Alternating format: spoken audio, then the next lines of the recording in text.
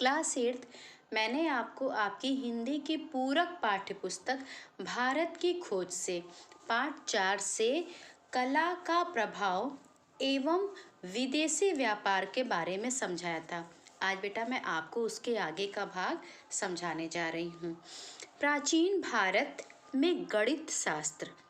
यह माना जाता है कि आधुनिक अंक गणित और बीजगणित की नींव भारत में ही पड़ी थी।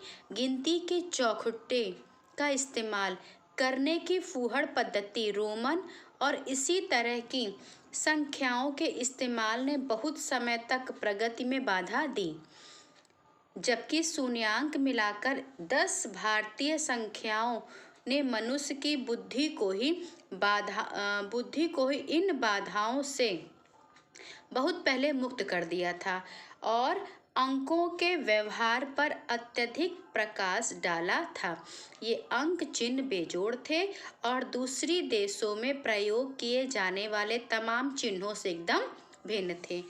माना जाता है बेटा कि आधुनिक अंक गणित और बीजगणित की नींव भारत में ही पड़ी थी। गिनती के जो चौखटे होते हैं, मतलब चौकोर जो खाने होते हैं, चौखटे होते हैं, इनका इस्तेमाल करने की फूहड़ पद्धति रोमन और उसी तरह की संख्याओं का इस्तेमाल ने बहुत पहले तक प्रगति में बाधा दी थी। तो इस तरह से कहा गया कि माना जाता है कि आधुनिक अंकगणित और बीजगणित की नींव भारत में ही पड़ी थी। ये अंक चिन्ह बेजोड़ थे, मतलब अंकों के व्यवहार पर अत्यधिक प्रकाश डाला था। अंकों के व्यवहार पर अत्यधिक प्रकाश डाला था और जो ये अंक चिन्ह थे ये भी बेजोड़ थे और जो दूसरे देशों में प्रयोग किए जाने वाले चिन्हों से भी एकदम अलग थे। अब आइए बेटा पेज नंबर 65 पर। भारत में ज्यामिति, अंकगणित और बीजगणित का आरंभ बहुत प्राचीन काल में हुआ था। शायद आरंभ में वैदिक वेदियों पर आकृतियां बनाने के लिए एक तरह के ज्यामितीय बीजगणित का प्रयोग किया जाता था। हिंदू संस्कारों में ज्यामितिक आकृतियां अब भी आमतौर पर काम में लाई जाती हैं। भारत में ज्यामिति का विकास अवश्य हुआ, पर इस क्षेत्र में यूनान और सिकंदरिया आगे बढ़ गए। अंकगणित और बीजगणित में भारत आगे रहा, जिसे शून्य कुछ नहीं कहा जाता था। वह आरंभ में बिंदी के नुक्ते की ही तरह था। बाद में उसने एक छोटे वृत्त का रूप धारण कर लिया। उसे किसी भी और अंक की तरह एक अंक समझा जाता था। भारत में बेटा ज्यामितीय, अंकगणित और बीजगणित का आरंभ जो है प्राचीन काल में ही हुआ था। अंकगणित और बीजगणित में भारत हमेशा आगे रहा। जिसे बेटा आज हम शून्य कहते हैं, उसे कुछ नहीं कहा जाता था। आरंभ में एक बिंदी की तरह से ही वह था। बाद में उसने एक छोटे वृत्त का रूप धारण कर लिया और उसे भी किसी अंक के समान ही शून्य को भी अंक समझा जाने लगा। शून्यांक और स्थान मूल्य वाली दशमलव विधि को स्वीकार करने के बाद अंकगणित और बीजगणित में तेजी से विकास करने की दिशा में कपाट खुल गए। बीजगणित पर सबसे प्राचीन ग्रंथ ज्योतिर्विद आर्यभट्ट का है, जिनका जन्म 427 ईस्वी में हुआ था। भारतीय अंकगणित में अगला महत्वपूर्ण नाम भास्कर का और उसके बाद ब्रह्मपुत्र का है। ब्रह्मपुत्र प्रसिद्ध खगोल शास्त्री भी था, जिसने शून्य पर लागू होने वाले नियम निश्चित कर दिए और इस क्षेत्र में और अधिक उल्लेखनीय प्रगति की। इसके बाद अंकगणित और बीजगणित पर लिखने वाले गणितज्ञों की परंपरा मिलती है। इनमें अंतिम महान नाम भास्कर का है, जिसका जन्म 1114 के ईस्वी में हुआ था। उसने खगोल शास्त्र, बीजगणित और अंकगणित पर क्रमशः 3 ग्रंथों की रचना की। खगोल शास्त्र, बीजगणित और अंकगणित पर 3 ग्रंथों की रचना की। अंकगणित पर इनकी पुस्तक का नाम लीलावती है, जो स्त्री के नाम पर होने के कारण गणित की पुस्तक के लिए विचित्र लगता था। विश्वास किया जाता है कि लीलावती भास्कर की पुत्री थी, गोकी इसका कोई प्रमाण नहीं मिलता है। भारत पुस्तक की शैली सरल और स्पष्ट है और छोटी उम्र के लोगों की समझ के लिए उपयुक्त है। इस पुस्तक का संस्कृत विद्यालयों में अब भी कुछ हद तक अपनी शैली के कारण इस्तेमाल किया जाता है। शून्यांक और स्थान मूल्य वाली दशमलव विधि को स्वीकार करने के बाद अंकगणित और बीजगणित में बेटा तेजी से विकास हुआ।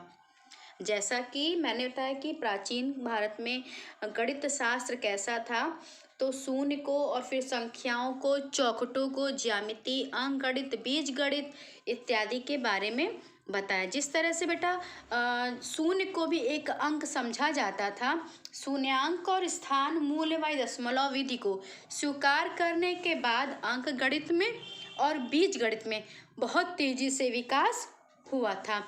बीजगणित पर सबसे प्राचीन ग्रंथ जो है वह आर्यभट्ट का है और भारतीय गणित शास्त्र में अगला नाम है भास्कर का। मतलब आर्यभट्ट जो है वह बीजगणित सबसे प्राचीन ग्रंथ उन्हीं का है और उसके बाद अगला नाम आता है भास्कर का। उसके बाद ब्रह्मपुत्र का। ब्रह्मपुत्र प्रसिद्ध खगोल शास्त्री भी था। ब्रह्मपुत्र जो है बेटा वह प्रसिद्ध खगोल शास्त्री भी था, जिसने शून्य पर लागू होने वाले नियम निश्चित किए थे। जो शून्य पे नियम है उसके नियम को निश्चित किया था और इस क्षेत्र में उन्होंने उल्लेखनीय प्रगति भी की थी। इस तरह से अगला जो अंतिम नाम है वह है भास्कर द्वितीय का और उसने खगोल शास्त्र, बीजगणित और अंकगणित पर तीनों ग्रंथों की रचना की थी। अंकगणित पर उनकी पुस्तक का नाम था लीलावती। लीलावती चूंकि गणित की पुस्तक का नाम है इसलिए थोड़ा सा इसलिए विचित्र लगा।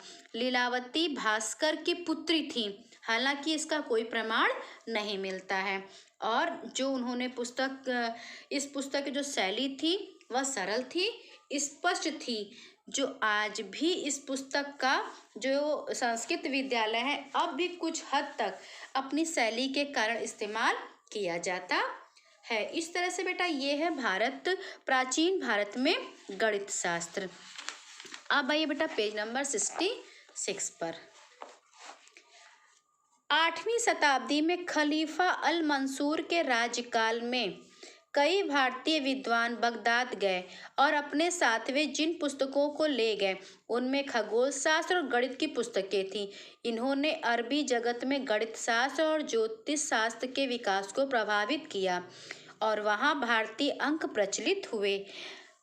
बगदाद उस समय विद्या अध्ययन का बड़ा केंद्र था और यूनानी और यहूदी विद्वान वहां एकत्र होकर अपने साथ यूनानी दर्शन, ज्यामिति और विज्ञान ले गए थे। मध्य एशिया में स्पेन तक सारी इस्लामी दुनिया पर बगदाद का सांस्कृतिक प्रभाव महसूस किया जाता रहा था और अरबी अनुवादों के माध्यम से भारतीय गणित का ज्ञान इस व्यापक क्षेत्र में फैल गया। अरबी जगत में यह नया गणित संभवतः स्पेन के मूल विश्वविद्यालयों के माध्यम से यूरोपीय देशों में पहुंचा और इससे यूरोपीय गणित की नींव भी पड़ी। यूरोप में एक नए अंकों का विरोध हुआ। यूरोप में इन नए अंकों का विरोध हुआ और इनके आमतौर पर प्रचलन में कई 100 वर्ष लग गए। इनका सबसे पहला प्रयोग जिसकी जानकारी मिलती है 1134 ईस्वी में सिसिली के एक सिक्के में हुआ। ब्रिटेन में इसका पहला प्रयोग 1490 में हुआ था। इस तरह से बेटा यह है भारत का गणित शास्त्र। 8वीं शताब्दी में खलीफा अल मंसूर के राज्यकाल में कई भारतीय विद्वान बगदाद गए और जब बेटा वो बगदाद गए तो अपने साथ जिन पुस्तकों को ले गए उनमें थी खगोल शास्त्र और गणित की पुस्तकें। इन्होंने क्या किया, अरबी जगत में गणित शास्त्र और ज्योतिष शास्त्र का के जो विकास था उसको बहुत प्रभावित किया। मध्य एशिया में स्पेन तक सारी इस्लामी दुनिया पर, मध्य एशिया में स्पेन तक सारी इस्लामी दुनिया पर बेटा बगदाद का जो सांस्कृतिक प्रभाव था वह महसूस किया जा रहा था। तो इस तरह से गणित शास्त्र था प्राचीन भारत में। अब देखिए बेटा विकास और ह्रास। ईसवी सन के पहले हजार वर्षों में भारत ईसवी सन के पहले 1000 वर्षों में भारत में आक्रमणकारी तत्वों और आंतरिक झगड़ों के कारण बहुत उतार चढ़ाव आए। फिर भी यह समय ऊर्जा से उफनता और सभी दिशाओं में अपना प्रसार करते हुए कर्मठ राष्ट्रीय जीवन का समय रहा है। ईरान, चीन, यूनानी जगत, मध्य एशिया से उसका संपर्क बढ़ता है और इस सब से बढ़कर पूर्वी समुद्रों की ओर बढ़ने की शक्तिशाली प्रेरणा पैदा होती है। परिणाम स्वरूप भारतीय उपनिवेशों की स्थापना और भारतीय सीमाओं को पार कर दूर दूर तक भारतीय संस्कृति का प्रसार होता है। इन 1000 वर्षों के बीच के समय में यानी 4वीं शताब्दी के आरंभ से लेकर 6वीं शताब्दी तक गुप्त साम्राज्य समृद्ध रहा है। ईसवी सन के पहले 1000 वर्षों में भारत में आक्रमणकारी तत्वों और आपस के आंतरिक झगड़ों के कारण बहुत उतार चढ़ाव का बेटा समय रहा है। ईसवी सन के पहले 10,000 वर्षों में फिर भी ये समय कैसा था? आंतरिक झगड़े होते थे, फिर भी ये समय ऐसा था कि ऊर्जा से उफनता और सभी दिशाओं में अपना प्रसार करते हुए कर्मठ राष्ट्रीय जीवन का समय रहा है। इससे मध्य एशिया में उसका संपर्क बढ़ता और इससे सबसे बढ़कर क्या था कि पूर्वी समुद्री की ओर बढ़ने की शक्तिशाली प्रेरणा होती चली गई। 4वीं शताब्दी के आरंभ से लेकर 6वीं शताब्दी तक जो गुप्त साम्राज्य था वह साम्राज्य सबसे ज्यादा समृद्ध होता है। यह भारत, अब आइए बेटा पेज नंबर 67 पर, यह भारत का स्वर्ण युग कहलाता था। जो गुप्त साम्राज्य था वह भारत का बेटा स्वर्ण युग कहलाता था। इस युग के संस्कृत साहित्य में एक प्रकार की प्रशांति, आत्मविश्वास और आत्माभिमान की दीप्ति और उमंग दिखाई पड़ती है। गुप्त साम्राज्य ये भारत का सबसे स्वर्ण युग कहा जाता है। इस युग के जो संस्कृत साहित्य में एक प्रकार की प्रशांति और उमंग दिखाई पड़ता है। स्वर्ण युग के समाप्त होने से पहले ही कमजोरी और ह्रास के लक्षण भी प्रकट होने लगते हैं। ये स्वर्ण युग मतलब गुप्त साम्राज्य समाप्त होने से पहले ही बेटा कमजोरी दिखाई पड़ने लगी थी। उत्तर पश्चिम से गोरे हूणों के दल आते हैं और बार बार वापस खदेड़ दिए जाते हैं, किंतु धीरे धीरे वे उत्तर भारत में अपनी राह बना लेते हैं और आधी शताब्दी तक पूरे उत्तर भारत में अपने आप को राजसत्ता के रूप में प्रतिष्ठित कर लेते हैं। इसके बाद अंतिम गुप्त सम्राट मध्य भारत के एक शासक यशोवर्मन के साथ मिलकर बहुत प्रयत्न करके हूणों को निकाल बाहर करता है। स्वर्ण युग के समाप्त होने से पहले ही कमजोरी के लक्षण प्रकट होने लगते हैं। होता क्या बेटा कि उत्तर पश्चिम से जो गोरे हूणों के दल आते थे उन्हें बार बार फिर वापस खदेड़ दिया जाता था, लेकिन वो करते क्या थे, धीरे धीरे उत्तर भारत में ही अपना रास्ता बना लेते थे और आधी शताब्दी तक वह पूरे उत्तर भारत में अपने आप को प्रतिष्ठित कर लेते हैं। इसके बाद जब अंतिम गुप्त सम्राट मध्य भारत के एक शासक यशोवर्मन के साथ मिलकर बहुत प्रयत्न करके हूणों को निकाल बाहर करता। मतलब हूण बार बार आते हैं, उनको खदेड़ा जाता है, लेकिन वो करते क्या है, अपने आप को प्रतिष्ठित कर ही लेते हैं, नया रास्ता खोजते हैं, अपने आप को प्रतिष्ठित कर लेते हैं। लेकिन यशोवर्मन के साथ मिल करके अंतिम गुप्त सम्राट ने उनको बाहर निकाल दिया था। इस लंबे संघर्ष ने भारत को राजनीतिक और सैनिक दोनों दृष्टियों से दुर्बल बना दिया। हूणों के उत्तर भारत में बस जाने के कारण लोगों में धीरे धीरे एक अंदरूनी परिवर्तन घटित हुआ। हूणों के पुराने वृत्तांत कठोरता और बर्बर व्यवहार से भरे पड़े हैं, ऐसा व्यवहार जो युद्ध और शासन के भारतीय आदर्शों से एकदम भिन्न था। लंबा संघर्ष हुआ और संघर्ष ने क्या किया बेटा, भारत को राजनीतिक और सैनिक दोनों ही दृष्टियों से दुर्बल बना दिया, भारत को कमजोर बना दिया। हूणों के उत्तर भारत में बस जाने के कारण लोगों में धीरे धीरे क्या होने लगा, अंदरूनी परिवर्तन घटित होने लगा। फिर हूणों के पुराने कठोर और बर्बर व्यवहार से भरे हुए, ऐसा व्यवहार जो युद्ध और शासन के भारतीय आदर्शों से एकदम अलग था। सातवीं शताब्दी में हर्ष के शासनकाल में उज्जैनी, जो गुप्त शासकों की शानदार राजधानी थी, फिर से कला, संस्कृति और एक शक्तिशाली साम्राज्य का केंद्र बनती है। लेकिन आने वाली सदियों में वह भी कमजोर पड़कर धीरे धीरे खत्म हो जाती है।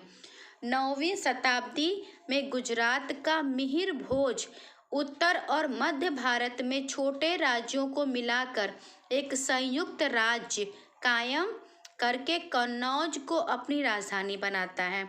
एक बार फिर साहित्यिक पुनर्जागरण होता है, जिसके प्रमुख व्यक्तित्व राजशेखर हैं। 11वीं शताब्दी के आरंभ में एक बार फिर एक दूसरा भोज सामने आता है जो पराक्रमी और आकर्षक है, और उज्जैनी फिर एक बड़ी राजधानी बनती है। यह भोज बड़ा अद्भुत व्यक्ति था जिसने अनेक क्षेत्रों में प्रतिष्ठा हासिल की। वह व्याकरण और कोशागार था, साथ ही उसकी दिलचस्पी भेषज और खगोल शास्त्र में थी। 7वीं शताब्दी में हर्ष के शासनकाल में, जैसे कि बेटा मैंने आपको भी पिछला पढ़ाया जब, तो उसमें बताया था मैंने हर्ष के शासनकाल के बारे में। तो 7वीं शताब्दी में हर्ष के शासनकाल में उज्जैनी, जो क्या थी, गुप्त शासकों की राजधानी थी, वहाँ पर कला, संस्कृति और एक शक्तिशाली साम्राज्य का केंद्र बनती है। लेकिन आने वाले जो सदियाँ थी वह भी कमज़ोर पड़कर धीरे धीरे क्या होने लगी, खत्म होने लगी। जो भी वहाँ की संस्कृति, जो भी वहाँ पर आने वाली जो सदियाँ थी वो धीरे धीरे क्या होने लगी, कमज़ोर होने लगी, और कमज़ोर होते होते वह खत्म होने लगी। एक बार फिर साहित्यिक पुनर्जागरण होता है, एक बार फिर साहित्यिक पुनर्जागरण होता है, जिसके जो प्रमुख व्यक्तित्व थे वह थे राजशेखर। 11वीं शताब्दी के आरंभ में एक बार फिर दूसरा भोज सामने आता है जो कैसा था, पराक्रमी था और आकर्षक था, और उज्जैनी जो थी वह फिर से एक बार राजधानी बनी। यह भोज बड़ा ही अद्भुत व्यक्ति था जिसने क्या किया था, अनेक क्षेत्रों में प्रतिष्ठा हासिल कर ली थी। उसकी दिलचस्पी भेषज और खगोल शास्त्र में थी। क्लास 8 आज बेटा आप यहाँ तक पढ़ेंगे। इसके बाद पेज नंबर 68, 69, 70 और 71 ये बेटा आपके पेज शेष रह गए हैं जो मैं आपको पढ़ाऊंगी, और साथ ही जो भी आपके शेष प्रश्न उत्तर हैं वो भी मैं आपको दूंगी। तो आपका पूरक पाठ्यपुस्तक भारत की खोज का जो भी पाठ्यक्रम है वह पूर्ण हो जाएगा। तो क्लास 8 आज मैंने आपको विकास और ह्रास के बारे में पढ़ाया और साथ ही गणित शास्त्र के बारे में। तो इतना बेटा आज आप फिर से एक बार पढ़ लीजिएगा।